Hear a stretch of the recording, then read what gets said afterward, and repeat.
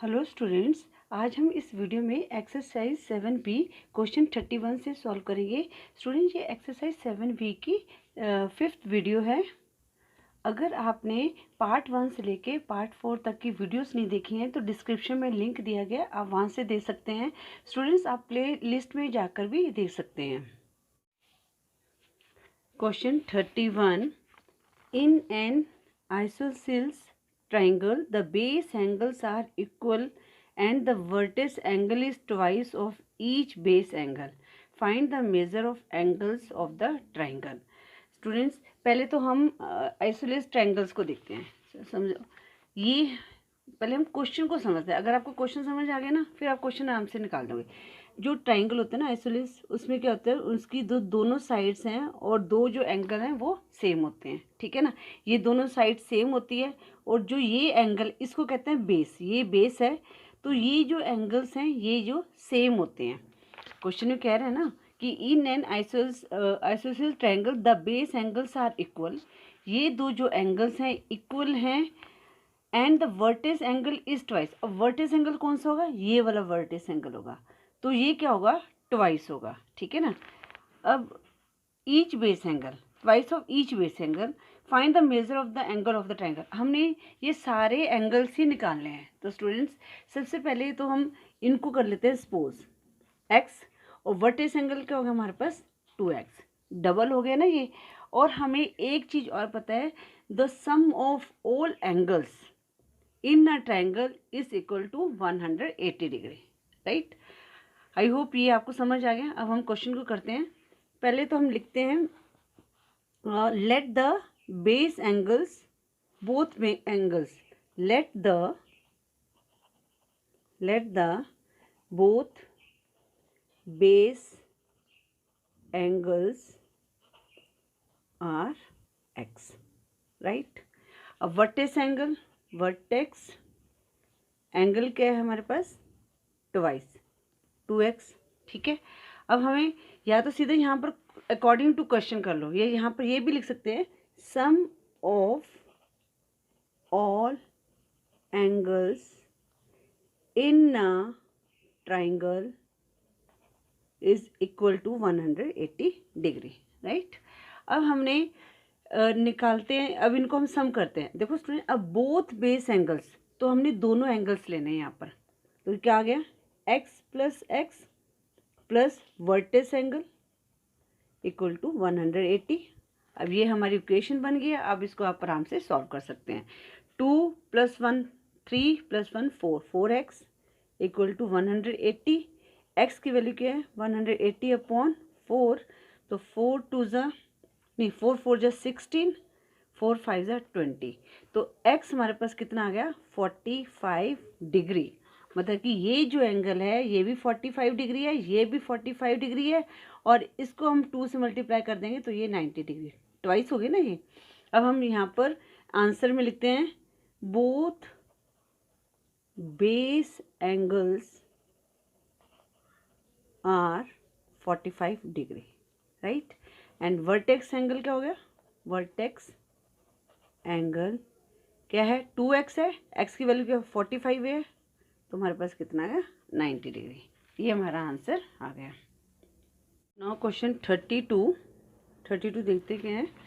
A man travel 3/5 of his journey by rail, 1/4 by a taxi, 1/8 by a bus and the remaining 2 kilometre on foot. What is the length of total journey? तो students, हमने total journey निकालनी है। हमारे पास सब कुछ है कि हम भी रेल के द्वारा उसने जो ट्रैवल किया 3/5 है, टैक्सी के द्वारा 1/4 है, और बस के द्वारा 1/8 है, और 2 किलोमीटर वो पैदल भी चला है। पर हमारे पास टोटल जर्नी नहीं है। तो स्टूडेंट, सबसे पहले हम लिख देंगे let the total journey, let the length of total journey, इसको हमने पहले मान लिया x किलोमीटर। अब डिस्टेंस ट्रेवल्ड बाय रेल 3/5, जो 3/5 है ये x का है। ठीक है ना, distance travel by rail, by train लिख दिया मैंने, ट्रेन या रेल जो है, 3/5 ऑफ टोटल जर्नी। ठीक है, तो हमारे पास कितना आ गया, 3x/5 किलोमीटर, राइट। अब distance travelled by bus, by by a taxi 1/4, distance travelled by taxi 1/4 of total journey, X आ गया यहाँ पर 1/4x किलोमीटर, या आप x/4 भी लिख दें तब भी ठीक है, तब भी कोई दिक्कत नहीं है। और बाय बस है हमारे पास 1/8, डिस्टेंस ट्रेवल्ड बाय बस 1/8x किलोमीटर, राइट। और डिस्टेंस ट्रेवल्ड ऑन फुट कितना आया, 2 किलोमीटर, ये हमारे पास 2 किलोमीटर दिया हुआ है ये, ठीक है ना। अब स्टूडेंट्स देखो टोटल जर्नी कैसे निकलेगी इसकी, इन सबको हम ऐड कर देंगे तो हमारी क्या आ जाएगी, टोटल जर्नी आ जाएगी, ठीक है ना। अब हमने ट्रेन का डिस्टेंस ऐड किया, टैक्सी का ऐड करेंगे, बस का ऐड करेंगे, और 2 हमने फुट से ऐड किया है, तो हमारे पास टोटल जर्नी आ जाएगी, ठीक है। अब इसको हम क्वेश्चन बना देते हैं। तो सबसे पहले क्या है हमारे पास, 3/5x plus 1/4x plus 1/8x plus 2 equal to x kilometre, ये हमारा x किलोमीटर है। टोटल जो लेंथ है वो इन सबको ऐड करके आ जाएगी, ठीक है। यहाँ हिंट में भी दिया हुआ है 3x/5, ये ऐसे दिया हुआ है, ठीक है। अब आपको समझ आ गई ये इक्वेशन कैसे बनाई है, आई होप आपको समझ आ गई होगी। अब स्टूडेंट इनका हम एलसीएम ले लेते हैं। अब इनका ये तो जा रहा है 4 2 8, ठीक है ना, ये दोनों कट रहे हैं आपस में, 4 2 8 पे कट रहे हैं, और 8 5 40 आएगा। अब इसको एलसीएम भी, आप एलसीएम ऐसे है कई बच्चों को एलसीएम नहीं आता, तो आप निकाल कर देख लो, ठीक है ना, कोई दिक्कत नहीं है। यहाँ पर आएगा 2 2 2 4, 2 4 8, 2 1 2, 2 2 4, अब 5 2 10, 10 2 20, 20 2 40, ये हमारे पास आ गया 40, ये हमारे पास आ गया एलसीएम 40। अब स्टूडेंट्स आपको पता है डिनोमिनेटर को हम क्या करते हैं, डिवाइड करेंगे, 5 8 40, 8 3 24x प्लस 4 10 40, 10 1 10x, अब 8 5 40 और 5 1 5x आ गया। और यहाँ पर 40 नहीं है, कुछ भी नहीं है, तो 40 को 2 से मल्टीप्लाई कर देंगे तो हमारे पास क्या है, क्योंकि इसके नीचे हम सपोज 1 मान लेते हैं, ठीक है ना, 1 से डिवाइड किया तो 40 ही आएगा। अब 40 2 80 इक्वल टू x। अब यहाँ पर हम क्रॉस मल्टीप्लाई कर देंगे, ठीक है ना, क्रॉस मल्टीप्लाई करेंगे तो ये 40x इधर आ जाएगा, ऐसे इसके नीचे हम 1 मान लेते हैं। अब 1 से करेंगे तो यही आएगा ना सारा, 24x plus 10x plus 5x plus 80 equal to 40x। अब ये वाला 40 इस साइड आ जाएगा। अब इनको हम ऐड भी कर लेते हैं पहले, 24 प्लस 10 34 प्लस 5 39x आ गया, 39x, और ये वाला जो 40 प्लस में यहाँ पर आके माइनस में हो गया, -40x, और ये -80 इधर आ गया, ठीक है।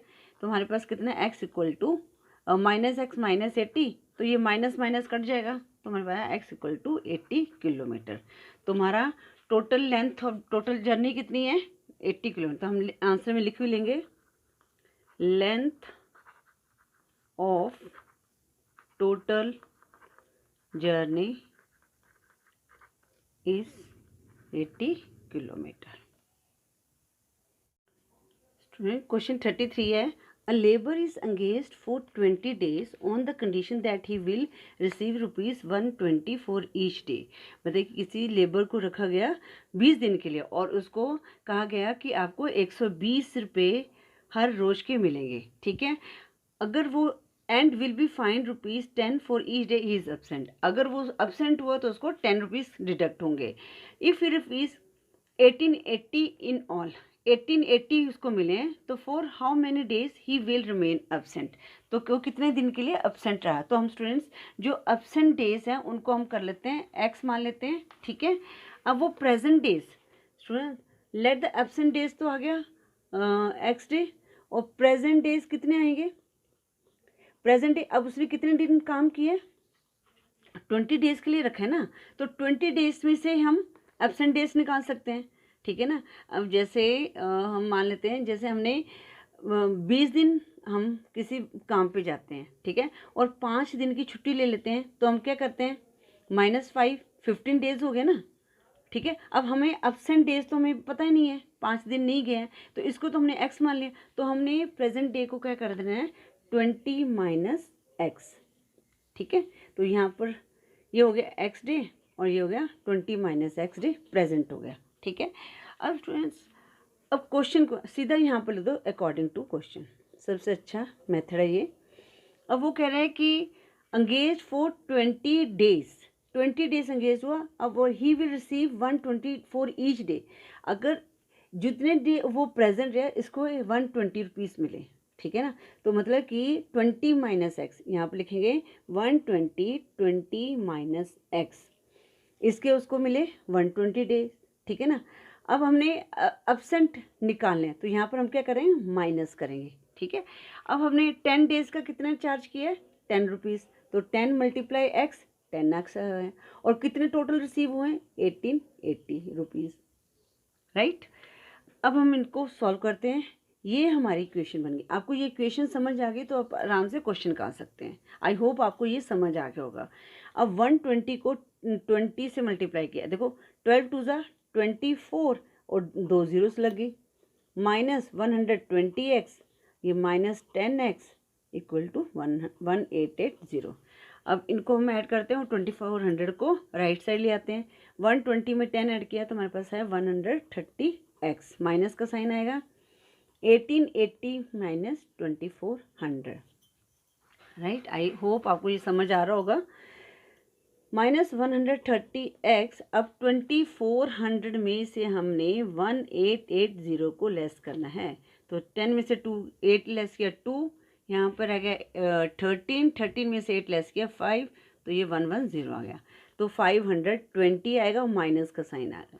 अब माइनस का साइन माइनस कट गया, अब हम x की वैल्यू निकालते हैं, इधर लिख देती हूँ 520 डिवाइडेड बाय 130, ठीक है ना, 0 से 0 कट गया। अब ये किस पे जाएगा 13 मल्टीप्लाई 4, 13 4 ज़ा 52, तो हमारे पास कितने आ गए x की वैल्यू 4। अब एब्सेंट डेज कितना आ गए 4 डेज आ गए, ठीक है। तो आंसर लेते हैं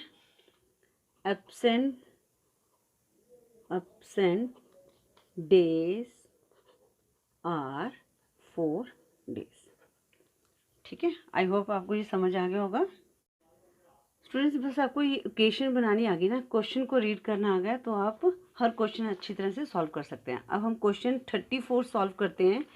क्वेश्चन 34 है, Hari Babu left 1/3 of his property to his son, 1/4 to his daughter and the remainder to his wife. If his wife share is ₹18,000, what was the worth of his total property.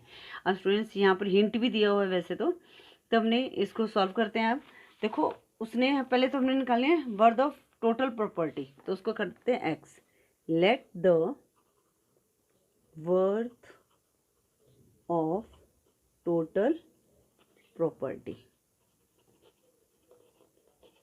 Equal to x, ठीक है। अब एक minute थोड़ा सा ऊपर कर लेती हूँ, हाँ आपको ये नज़र आना चाहिए। अब वो कहते हैं 1/3 टू हिज सन, तो ही लेफ्ट, या आप लिख सकते हो he left property for his son, ठीक है ना, फॉर हिज सन कितना 1/3। अब ये 1/3 किसका है, 1/3 किसका है, ये टोटल प्रॉपर्टी का है, तो मतलब कि इसको एक्स से मल्टीप्लाई करेंगे तो ये आ गया 1/3x, राइट। उसके बाद वो कह रहे हैं कि 1/4 टू हिज डॉटर, तो he left property for his daughter. अब वो भी प्रॉपर्टी का 1/4, तो ये 1/4 एक्स आ जाएगा यहाँ पर, ठीक है, मल्टीप्लाई बाय एक्स कर दिया। और उसने कहा कि जो जो जितने बच गए वो उसकी वाइफ की प्रॉपर्टी है, ठीक है। तो वाइफ का शेयर कितना था, वाइफ शेयर था ₹18,000, ठीक है। अब हमने टोटल प्रॉपर्टी निकाले हैं। टोटल प्रॉपर्टी क्या है, इन सबको ऐड करके वो हमारी सारी टोटल प्रॉपर्टी आ जाएगी, है ना। तो हम इसको सॉल्व करते हैं। 1/3x plus 1/4x plus 18,000 equal to total property, right. अब इसको हम सॉल्व करते हैं। 3 4 ज़ा 12, एलसीएम ले लिया हमने सबका, 12 आ गया। 3 4 ज़ा 12, 4 1 ज़ा 4x आ गया, प्लस 4 3 ज़ा 12, यहाँ पर 3x आ गया। अब यहाँ पर हमने 12 को 18 से मल्टीप्लाई करना है, ठीक है ना। 12 मल्टीप्लाई 18, तो चलो ऐसे ही करते हैं। 8 2 ज़ा 16, 6 1 कैरी, 8 1 ज़ा 8 प्लस 1 9 2 1, 9 प्लस 2 11, तो कितना आ गया 216 और 3 ज़ीरोस आ गई, तो कितना आ गया 2,16,000 आ गया यहाँ पर, ठीक है, इक्वल टू एक्स। अब हम क्रॉस मल्टीप्लाई कर लेते हैं, तो 4x प्लस 3x, ये जो ये सॉरी प्लस 2,16,000, इसको बाद में करते हैं ना, पूरा एक स्टेप बढ़ जाएगा, कोई दिक्कत नहीं है, पर आपको समझ आना चाहिए, ठीक है। अब हम x की टर्म, ये 7x हो गया, माइनस 12x इक्वल टू ये माइनस 2,16,000 यहाँ पर आ गया, ठीक है। अब 12 में से 5 लेस, सॉरी 7 लेस किया, तो कितना आ गया हमारे पास 5x, माइनस 5x, यहाँ पर आएगा माइनस 216,000, माइनस से माइनस कट गया, तो x की वैल्यू निकाल लेते हैं, 216,000 अपॉन 5, ठीक है। अब इसको हम काट देते हैं। पहले आएगा 5 4 ज़ा 5 के टेबल पे चल जाएगा क्योंकि 0 है, 4 ज़ा 20, अब 16, 5 3 ज़ा 15, 5 2 ज़ा 10, 0 0, तो हमारे पास कितनी आ गई total property, worth of total property क्या आ गई ₹43,200। तो आंसर में लिखते हैं the worth of total property is ₹43,200। Rupees जरूर लगाना है यहाँ पर। स्टूडेंट्स, अब हम क्वेश्चन 35 करते हैं, last question of exercise 7B। How much pure alcohol must be added to 400 ml of a 15% solution to make its strength 32%। Students, हमारे पास जो है 400 ml सोल्यूशन है, इसमें ऑलरेडी 15% अल्कोहल मिला हुआ है, ठीक है। अब इसमें और कितना अल्कोहल ऐड करें कि उसकी जो स्ट्रेंथ है वो 32% हो जाए, ठीक है। अब क्वेश्चन को हम समझते हैं। हमारे पास क्या है, टोटल सोल्यूशन क्या है हमारे पास 400, टोटल सोल्यूशन कितना है 400 ml, ठीक है। अब ऑलरेडी जो कितना सोल्यूशन अवेलेबल है, already sorry alcohol available, already alcohol available in 400 solution, ठीक है ना, कितना है 15%, ठीक है।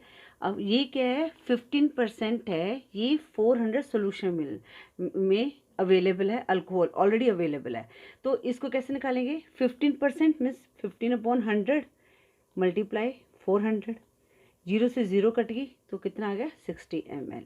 ये हमारे पास ऑलरेडी 400 ml सोल्यूशन में अवेलेबल है, ठीक है। अब हमने क्या करना है कि इसमें कितना सोल्यूशन मिलाएं कि इसकी जो स्ट्रेंथ है वो 32% हो जाए, ठीक है ना। तो हम लिखेंगे यहाँ पर let pure alcohol to be added x to make its strength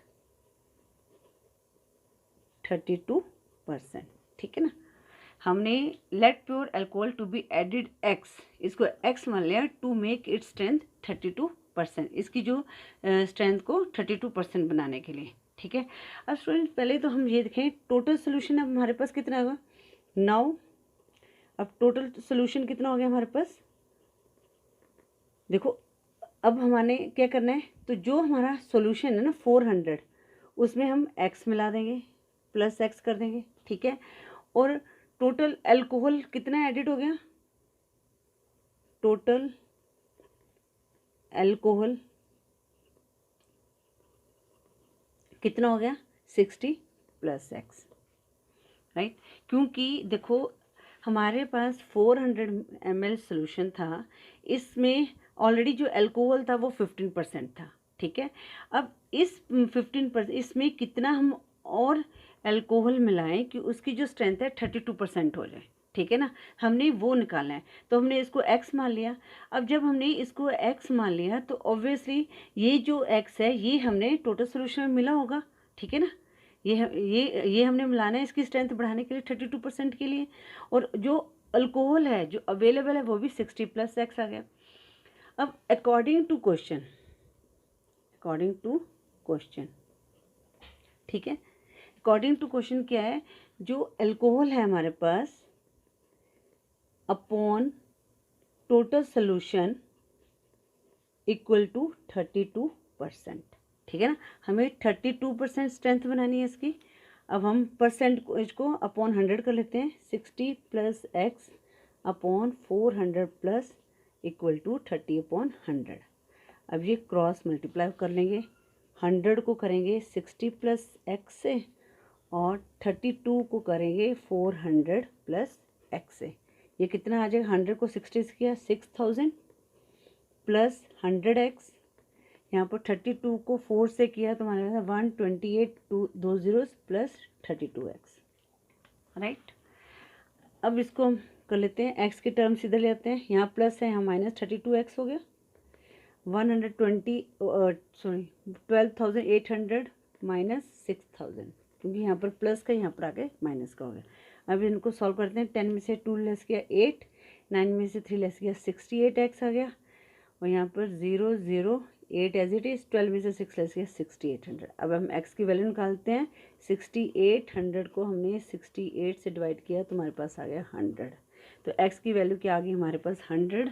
तो हमें कितना अल्कोहल चाहिए प्योर अल्कोहल स्ट्रेंथ बनाने के लिए 100 ml।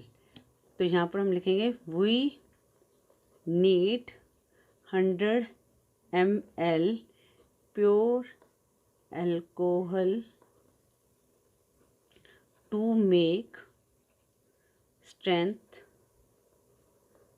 32%।